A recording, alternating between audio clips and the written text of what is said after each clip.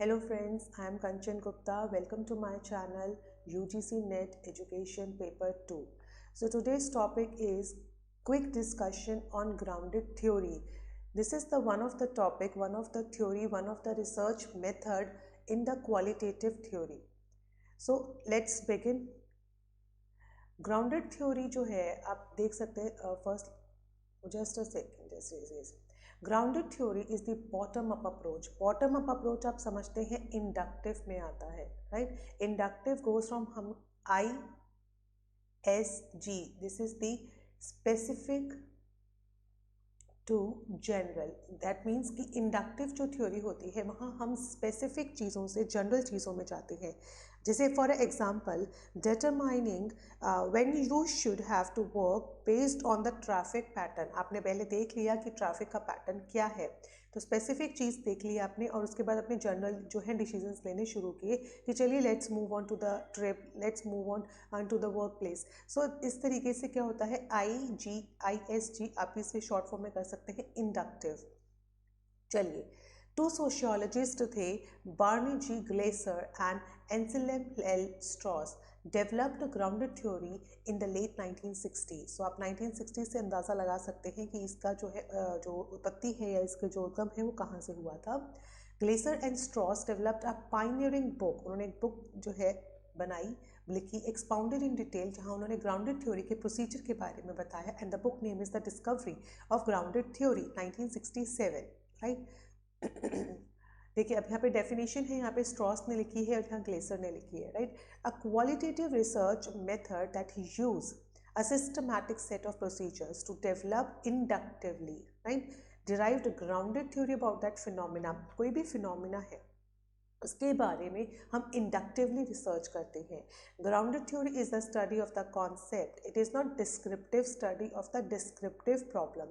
It is not like या कोई descriptive problem है उसका आप एक डिस्क्रिप्टिव सोल्यूशन ढूंढ रहे हैं या डिस्क्रिप्टिव स्टडी कर रहे हैं. नो, आगे पढ़ते जाएंगे कि एग्जैक्टली होती क्या है. ग्राउंडेड थ्योरी का जो कॉन्सेप्ट है used for the theory generation, theory बनाने के लिए होता है, rather than theory verification. This is very important. हम वेरीफाई नहीं करते हैं, हम थ्योरी बनाते हैं. That is a based on induction, ना कि हम डिडक्शन पे बेस्ड होते हैं. सो इंडक्शन पे किया जाता है, जैसे कि मैंने आपको बताया कि इंडक्शन क्या होता है कि हम स्पेसिफिक जो एक्ट है हमारा वो of making a generalized conclusion based on the specific scenario. किसी स्पेसिफिक सिनेरियो को लेकर, कोई स्पेशल प्रॉब्लम को लेकर हम जनरल सॉल्यूशंस निकालते हैं. Moving on to the next, when do you need the grounded theory. हमें ज़रूरत कब पड़ती है ग्राउंडेड थ्योरी की? When we need a broad explanation और a theory of the process, right. Second, specially helpful कब होती है? When current theories about the phenomena या तो इनएडिक्वेट है या नॉन एग्जिस्टेंट है और अननेसेसरली बिल्ड की गई है या उसमें जो की पॉइंट्स हैं वो मेंशन नहीं है, तब जाके आप उस ग्राउंडेड थ्योरी को कर सकते हैं. थर्ड आता है, this methodology is appropriate when little is known. कभी कभी होता है, मैंने जैसे आपको बताया कि every point is not included that theory, so we have to rebuild that theory. So जिसमें little is known about the phenomena. The aim being to produce or construct an explanatory theory that uncovers the process inherent to the substantive area of inquiry. So basically इसका mean आपने समझ लिया है, ये एक explanatory theory inductive तरीके से build की जाती है, जहाँ पर थ्योरी या तो इनएग्जिस्टेंट है, नॉन एग्जिस्टेंट है, इनएडिक्वेट है या इनकम्प्लीट है, right. Moving on to the next, what are the characteristics of this, कि इसमें क्या होता है, साइमल्टेनियसली जो है आप डाटा को क्या करते हैं, कलेक्शन के साथ साथ एनालिसिस भी कर सकते हैं. Constructing analytic codes and categories from data. देखिए कोड्स एंड कैटेगरीज हम आगे अभी और डिटेल में पढ़ेंगे कि जो भी हम डेटास को कलेक्ट करते हैं, हम लोग सब्जेक्टिवली डेटा को इकट्ठा करते हैं, राइट. उसके बाद उसके ऊपर कोडिंग, म्योइंग, इन सब चीज़ों को करते हैं to understand the data deeply, not from preconceived, logically deductive hypothesis लगाते हैं. Use constantly comparative method use करते जाते हैं and aimed towards theory construction पे हमारा एम होता है, not the population representativeness. So basically यहाँ पे आपको जैसे बताया गया है कि दिस इज मेनली क्या होता है for the theory construction. For the theory construction. यहाँ पे क्या होता है, साइड बाय साइड आप उसको क्या कर सकते हैं, एनालिसिस कर सकते हैं, राइट। चलिए, व्हाट आर द स्टेप्स। अभी इसमें काफ़ी चीज़ें हैं जो अभी हम समझेंगे, ठीक है। जैसे यहाँ आप देख ही रहे हो, यहाँ है ओपन कोडिंग, उसके बाद है मीमोज, सिलेक्टिव कोडिंग, ये सब अभी हम पढ़ेंगे। उससे पहले हम स्टेप्स पढ़ लेते हैं। इसमें 8 स्टेप्स हैं, basic steps. Pick a research area, जहाँ आप रिसर्च कर रहे हैं, any topic, any population of interest, any form of one or more questions, उसको हमने लिया। देन उसके ऊपर हमने जो है डेटा को कलेक्ट किया using the scientific methods. Looking for pattern, themes, trend, जो भी हमें रिलेटेड द इंफॉर्मेशन जो है, कोई भी हमने इंफॉर्मेशन उसको कलेक्ट करना शुरू किया, and that is called open coding. Open मतलब कि आपके पास जो भी इंफॉर्मेशन जिस भी सोर्स से आ रही है, आप उसको ओपनली कलेक्ट कर रहे हो, ठीक है। देन फोर्थ वन आता है राइटिंग थियोरिटिकल मीमोज। अब हमने जो हमारे पास इंफॉर्मेशन है, जैसे मैंने पहले मेरे पास जो है वीडियो आई, देन उसके बाद मेरे पास जो है एक मैसेज आया, रिटन मैसेज आया है, देन उसके बाद मेरे पास एक मेल आया है, वो सब मैंने ना नोटेड डाउन किया इन दी ओपन कोडिंग। देन मैंने उसको कैटेगराइज करना शुरू किया कि मेल कौन कौन से और कब कब आए हैं, मेरे पास जो है ऑडियो वीडियो कब कब आई है, वीडियो कॉल कब कब आई है, तो मैंने उसको कैटेगराइज करना शुरू किया। Then based on that what you have discovered so far, focus on the most relevant codes. then उसके बाद हमने सेलेक्ट किया कि कौन कौन से कोड हैं that is the relevant for our study, and then review the data. हमने उसको रिव्यू करना शुरू किया, तो उसको कहते हैं selective coding, because open coding में यू हैव एवरीथिंग रिलेटेड और अनरिलेटेड विद योर जो है टॉपिक। सब उसके बाद धीरे धीरे हमने उसमें सेलेक्टिव कोडिंग स्टार्ट की कि what is the relevant only, भी हम उसको आगे फॉरवर्ड करेंगे। Conduct more research to gather more data for the selected codes as needed. 6 point में आता है, जब हमने सेलेक्टिव कोडिंग कर ली है, दैट मीन्स हमने अपने डेटास को सेलेक्टिवली कर लिया है, देन हमने review and organize your memos to allow the data and your observations of them to shape an emergent theory. Then उसके बाद रिव्यू एंड ऑर्गेनाइज करना शुरू किया, रिव्यू रिलेटेड थ्योरीज, फिर उसके बाद जो भी उससे रिलेटेड अदर थ्योरीज हैं, जो भी आपके लैक पॉइंट्स हैं, उसको कवर अप करने की कोशिश की है। Figure out that how your new theory fits within it. ऐसा नहीं कि आपने सेम टू सेम ही बिल्ड कर दिया, आपको 1 स्टेप 2 स्टेप 3 स्टेप आगे ही अपनी जो है ग्राउंडेड थ्योरी को डेवलप करना है, बनाना है। Right your theory and publish it, very simple, right. चलिए मूविंग ऑन, इसमें 4 स्टेजेस आती हैं। 4 स्टेजेस मीन्स ये क्वेश्चंस आते हैं कि first we have to make the codes, जहाँ पे identify the anchors that allow the key points of the data to be gathered, only key points have to be collected. So आप ये देख ही रहे हो, यहाँ पे कोड्स देख रहे हैं आप, कितने सारे यहाँ पे हमने कोड्स बनाने शुरू कर दिए। Then we make a concept, कि हमने उनको कॉन्सेप्ट देना शुरू किया है। Collection of codes of similar content, मैंने आपको बताया कि फर्स्ट, जैसे आज का दिन है, जैसे जस्ट सपोज 26 जनवरी एक डेट है, मैं कलेक्ट करने गई हूँ अपना डेटा, तो फर्स्ट जो है मॉर्निंग में मुझे एक मेल आया, सेकंड में मुझे एक टेक्स्ट आया, थर्ड जो है मतलब मुझे 9 o'clock जो भी है आप मुझे कह सकते हैं एक audio I related to my topic, fourth में मैंने फील्ड वर्क किया, उसकी रिपोर्ट आई। तो पूरे दिन में मैंने ये सब कलेक्ट किया जो है, और उसको लिख लिया कि क्या क्या मैंने कलेक्ट किया है। नेक्स्ट 27 जनवरी को मैंने उसको सॉर्टेड आउट किया, इतना जल्दी नहीं होता है, but I give you example. तो मैंने उन्हें कॉन्सेप्ट देना शुरू किया, मैंने एक कॉलम बनाया, दैट इज़ ऑडियो कॉलम है, ये टेक्स्ट कॉलम है, ये मेल कॉलम है। सो जिस जिस डेट पे, जैसे 26 जनवरी को 1 ऑडियो आया है, उससे पहले 24 जनवरी को अगर मेरा कोई ऑडियो आया है, तो इस तरीके से सॉर्टिंग आउट करना। तो सिमिलर कंटेंट को सॉर्टिंग आउट करना, उनकी ग्रुपिंग करना, उनको एक कॉन्सेप्ट देना, राइट। उसके बाद है कैटेगरीज डिवाइड करना, broad groups of similar concept, जो भी अगर आपको लगता है सिमिलर कॉन्सेप्ट है, जैसे टेक्स्ट और मैसेज जो मेरे पास आ रहे हैं वो सिमिलर, मुझे लगता है कि अगर मैं एक ही कॉलम में डाल दूंगी तो मेरा जो काम है वो काफ़ी जो है हद तक कम हो जाएगा। तो मैंने जो सिमिलर कॉन्सेप्ट है उनको कैटेगरीज देना शुरू किया, एंड देन फाइनली मैंने थ्योरी बिल्ड की, a collection of explanation that explain the subject of the research, and then after that theory. So इस तरीके से आपको ये कोड, कॉन्सेप्ट एंड कैटेगरी, ये आपको स्टेप्स पता होने चाहिए कि सबसे पहले आता है code, then we make a concept, हमने उन कोड्स को कॉन्सेप्ट दिया है, and then we make a categories, relevant categories, ठीक है। चलिए यहाँ पे देखते हैं ग्राउंडेड थ्योरी में एक रिसर्च डिज़ाइन है। सबसे पहले एक रिसर्च क्वेश्चन होता है, उसके ऊपर थ्योरेटिकल सैम्पलिंग की जाती है। This is the cyclic process. Data collect किया, उसको कोडिंग दिया, उसको थ्योरेटिकल सैचुरेशन पॉइंट तक ले गए, यानी कि उसके ऊपर जो है एवरी रिसर्च अपना पॉइंट ऑफ व्यू सब दिया। आपको लगा कि हाँ ये रेलिवेंट है आपकी थ्योरी के लिए, तो आपने उसको ले लिया, वरना आप फिर से एक सैम्पल कलेक्ट किया। तो ये साइकिल चलता रहता है। जब भी मैंने कहा कि जो डेटा कलेक्शन होता है, इसमें डेटा कलेक्ट किया जाता है प्लस जो एनालिसिस होता है वो साइड बाय साइड यानी कि साइमल्टेनियसली चलता रहता है। कैसे चलता है? साइमल्टेनियसली। तो इसीलिए क्या होता है, इसको हम क्या कहते हैं, साइक्लिकल प्रोसेस, कि वो साइकिल के थ्रू चलता रहता है। साइड बाय साइड उसकी वेरिफिकेशन भी होती रहती है कि हाँ ये हमारे जो है टॉपिक के लिए रेलिवेंट है। फिर कोडिंग प्रोसेस के बाद हम लोग कांस्टेंट कंपैरिजन करते रहते हैं और एक थ्योरी को बिल्ड करते हैं, यानी कि ग्राउंडेड थ्योरी।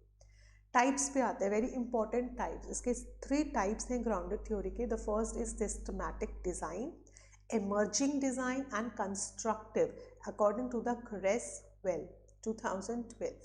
चलिए, सिस्टमैटिक डिज़ाइन नाम से पता लग रहा है आपको। It is a composed of 3 stages होती हैं इसमें, नेमली इसमें 3 स्टेजेस होती हैं। सबसे पहले होती है ओपन कोडिंग। आपको मैंने ओपन कोडिंग अभी बताया है, आपने जर्नल इन्फॉर्मेशन को कलेक्ट करना। Then axial coding, second one is axial coding, and the third is the selective coding. तो इसमें सिस्टमैटिकली चलता है और जिसमें 3 स्टेजेस होती हैं। सबसे पहले है ओपन कोडिंग। ग्राउंडेड थ्योरिस्ट क्या करते हैं, need to identify the important word, phrase, label by using them the suitable term. All collection होती है, सब चीज़ों को कलेक्ट किया जाता है।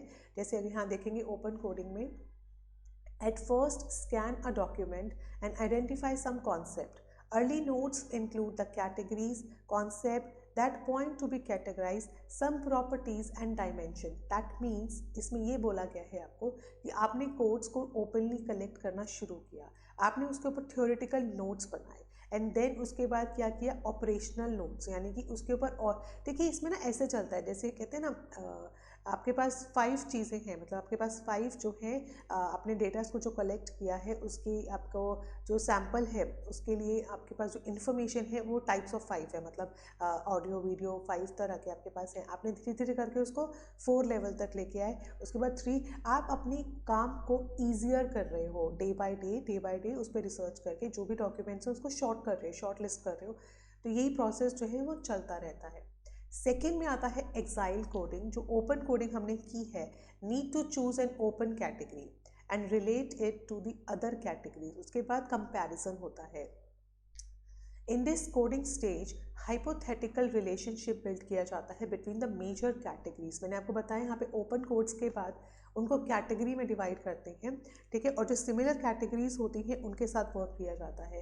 थ्योरेटिकल यानी कि सेलेक्टिव कोडिंग, उसमें generate the theory by interpreting the inter relationship of the among the different जो कैटेगरीज हमने फॉर्म की है फ्रॉम द एक्साइल कोडिंग। उसमें यहाँ पे क्या होता है, सिलेक्टिव, यानी कि जो हमारे अकॉर्डिंग टू हमारी सैम्पल और हमारी रिसर्च से इंपॉर्टेंट है वही टॉपिक हम लोग इंक्लूड कर लेते हैं।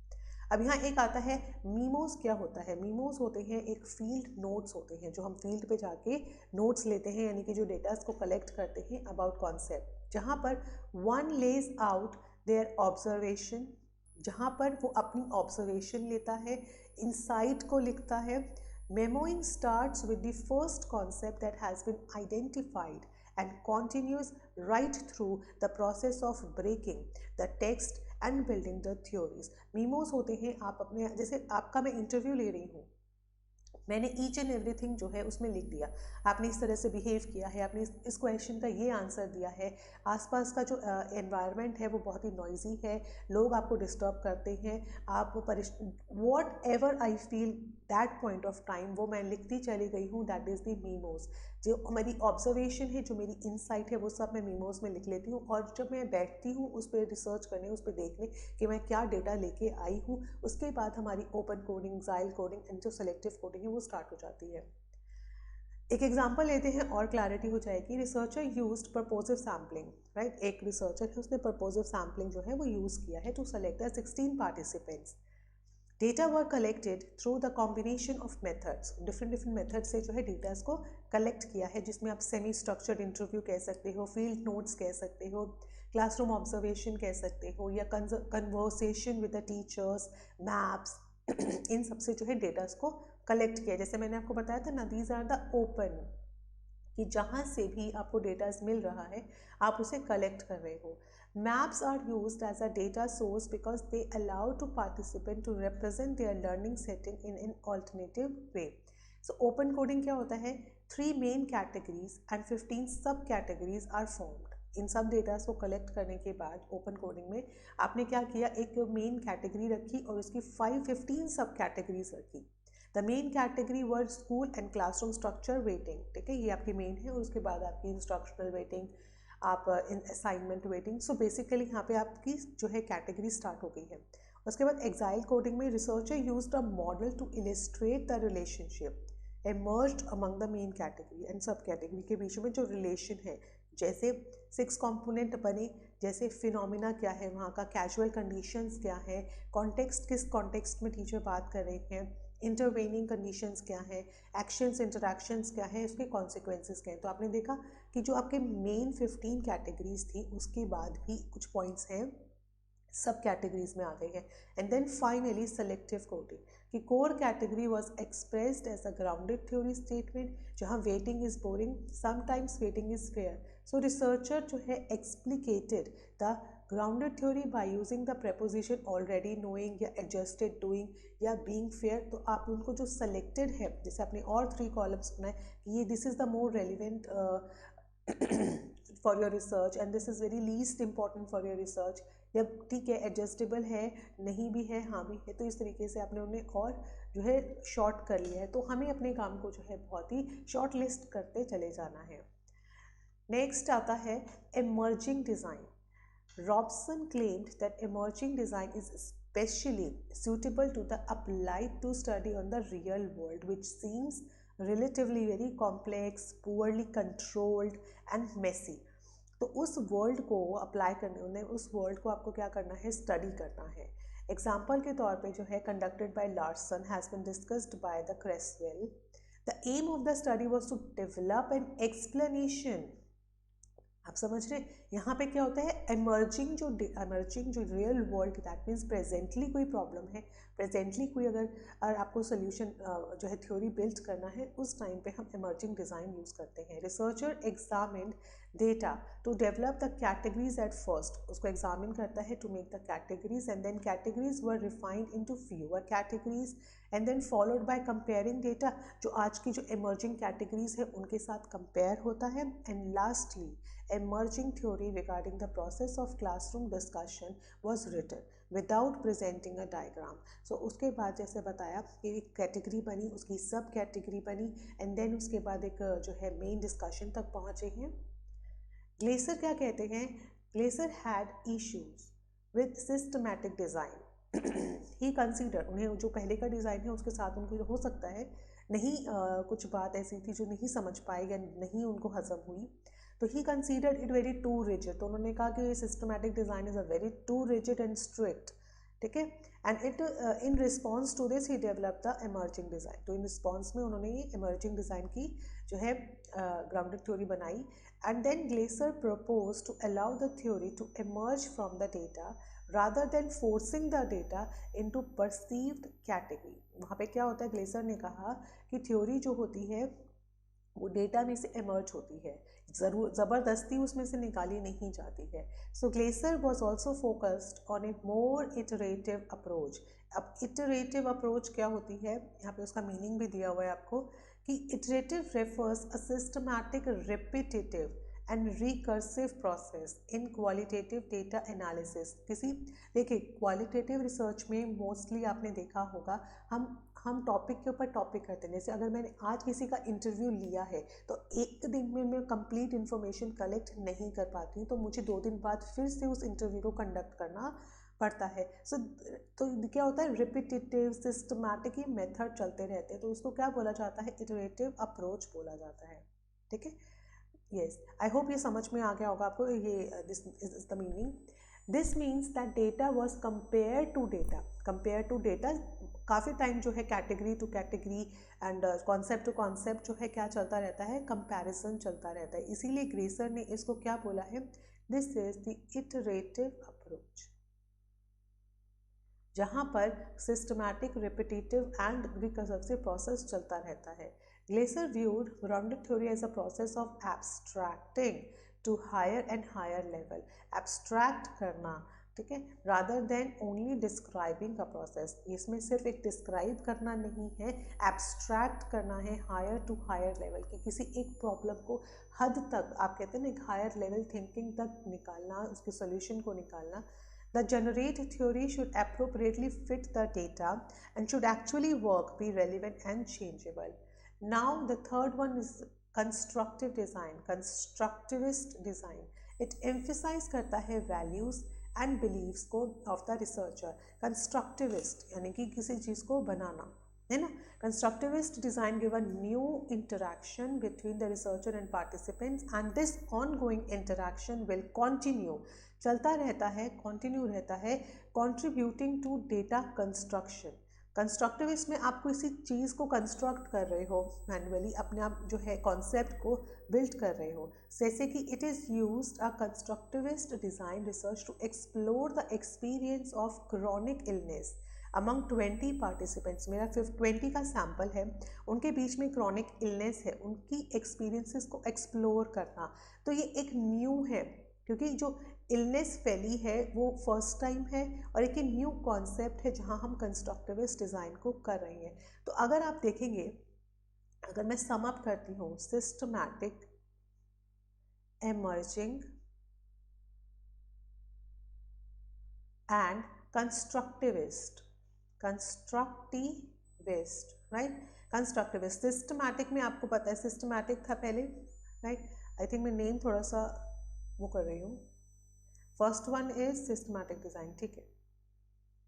सिस्टमैटिक में 3 चीज़ें थी, सिस्टम से चल रहा था ये, राइट। फर्स्ट क्या था, open coding, it is a steps है यहाँ पे, open coding, right. Then axial coding, and then systematic जो सिलेक्टिव कोडिंग होती है, उसमें से सिलेक्ट करना, राइट। ये 3 स्टेजेस हैं सिस्टमैटिक ग्राउंडेड थ्योरी में। एमर्जिंग सिचुएशन में क्या होता है कि जो कॉन्सेप्ट, जो कोड आप कलेक्ट कर रहे हैं, आप उसको एमर्जिंग ट्रेंड के साथ जो है कंपेयर कर रहे हो, राइट। जो ऑलरेडी है उसके साथ कंपैरिजन चल रहा है। कंस्ट्रक्टिविस्ट में होता है प्रॉब्लम इज न्यू, है ना, प्रॉब्लम इज न्यू, एंड उसके बाद जो आपका उसके बाद इंटरैक्शन जो है, वो सब चीज़ें क्या होती हैं, कंस्ट्रक्ट की जाती हैं। जैसे यहाँ पे मैंने बोला कि it is use constructivist design to explore the experiences of chronic illness among 20 participants. So researcher reported and captured their feelings by using the active codes, जैसे अवेकनिंग, कैसे, कितने जागरूक हैं वो लोग, कितने सोशलाइज अकोमोडेट हैं, अपने आप को किस तरीके से डिफाइन कर पा रही हैं। तो इन सब चीज़ों को लेके उन्होंने उनसे बात करनी शुरू की। Finally it is summarised into the participants experience, condition, consequences in narrative discussion. Narrative बताया ना, उन्हीं पर्सन से बात किया, and without using any diagram और फिगर, आपने उनके बारे में चीज़ को एक्सप्लोर किया। If we use systematic or emergent design, we would focus on the common process, है ना, कॉमन प्रोसेस पे बात करते हैं अगर हम सिस्टमैटिक या इमर्जिंग जो है डिज़ाइन को यूज़ करते हैं तो, of acquiring and dealing with the chronic illness. If we use constructive design, और अगर हम कंस्ट्रक्टिविस्ट डिज़ाइन को यूज़ करते हैं तो we would focus on how the men feel during their experiences with a chronic illness, as well as trying to determine what it means to have chronic illness. तो आपने देखा constructivist design में we construct something new, we focus on how the man feel, right? अगर उसमें हम बात करते तो हम कॉमन फोकस की, कॉमन प्रोसेस की बात करते कि इलनेस कहाँ से आई है, इसका जो ओरिजिन है वो कहाँ से है, इसका जो सोल्यूशन है, इसका एंटीडोट क्या है। बट कंस्ट्रक्टिविस्ट डिज़ाइन में हमने उनकी जो झेलने वाले जो हमारे सैम्पल हैं, जो विक्टिम्स हैं, उनके बारे में भी हमने बात की। कंस्ट्रक्टिविस्ट न्यू फॉर्म लेके आए। सो आई होप आपको ये तीनों जो ग्राउंडेड थ्योरी के वो क्लियर हो गए होंगे, राइट। सो एडवांटेज पे आते हैं, वेरी इंपॉर्टेंट। फर्स्ट एडवांटेज है इसका, it is a intuitive appeal for the researchers since it allows them to become immersed in the data. Researchers have to analyse the data early, data को उसको analyse करना है. It encourages systematic and detailed analysis of the data. Researchers need ample evidence to back up their claim. उनको एक ample evidence की ज़रूरत होती है कि ताकि वो अपनी जो theories हैं उसको बना सके. Constant interplay between data collection and analysis and useful for describing the repeated process. जो repeated हो चुके हैं उनके ऊपर की जाती है ये, ठीक है. Disadvantage क्या है इसके? First time researchers can get overwhelmed at the coding level. Coding level के टाइम पे वो बहुत ज़्यादा, देखिए बहुत ज़्यादा एक्सर्शन होता है, बहुत ज़्यादा मेहनत लगती है.